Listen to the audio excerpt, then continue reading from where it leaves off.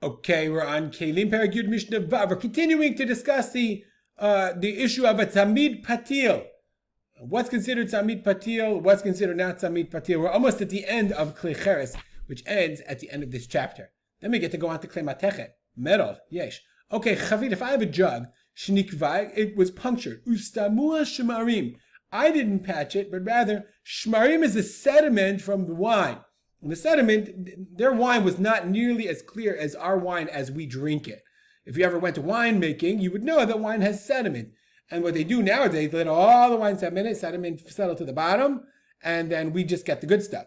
Back then, they would sell the wine with the sediment. So the sediment is in the jug, and the sediment forms like a little bit of lining, whatever. So now the jug is cracked, but it's still considered closed because of the shmarim. Hitzi lua, says the Mishnah, it saved it. Let's look at Rav Posen from Tabnid Keilim. Here, there's got a hole in it, right? But you got the sediment at the bottom.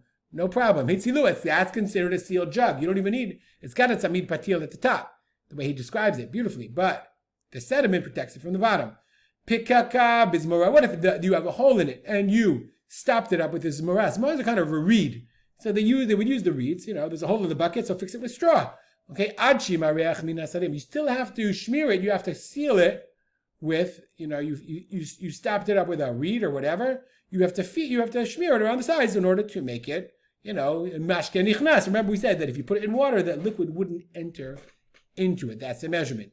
Hayu shtayim, if you have two reeds, adshi mareach minasadim ubein zemarat lechavertas. If you took two reeds and you had a hole, you stuck them in there and it was tight. Nonetheless, you have to do the smearing. You have to seal it both on the outside and in the middle. I think Rav Posen has a picture of that also. Yeah, you have two, right? You got a smear in between. Okay, Mishnah continues. Neser shunatun tanur. You have your tanur, you have your oven, and you didn't put it. You put it in patil, but rather you put a neser. You put a beam across the top. Says the Mishnah, if you smear it around the sides, as we'll see in Rav Posen for a second, if you smear it around the sides, that's good. Now, hayu shnayim, if you have two beams, so you have you have two beams, one here and one here, so then until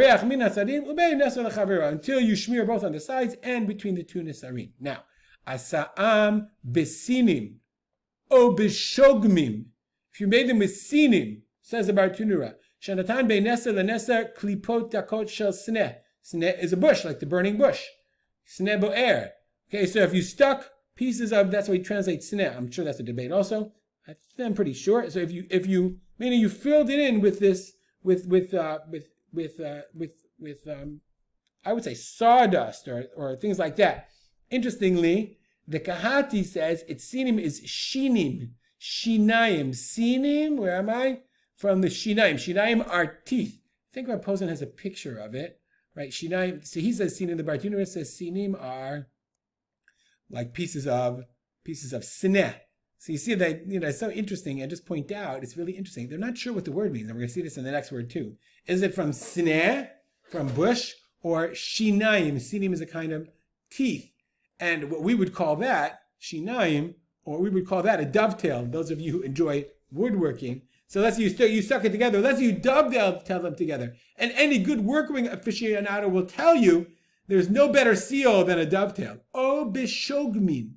Shogmin, klape eitz shel shogmin. So there are the klipe eitz, so there are, dust or chopped pieces of shogmim. Shogmin, so that if you look at the jasro, shogmim, shegem, okay, again, joint made of twisted reed, bamboo, right? Because we have Keilim, jasro bonus, 10-6, shogmim, right? If you join the board with tenons or with hinges, Maimonides with bamboo from sen.